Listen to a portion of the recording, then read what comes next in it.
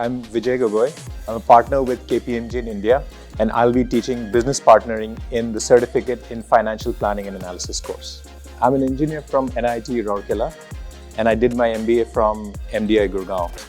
I've been in industry for close to 24 years now, and for 5 years I was an entrepreneur. This program focuses on learning by doing. And what I mean by that is that 65% of the course is taught through cases, assignments, projects, and simulations.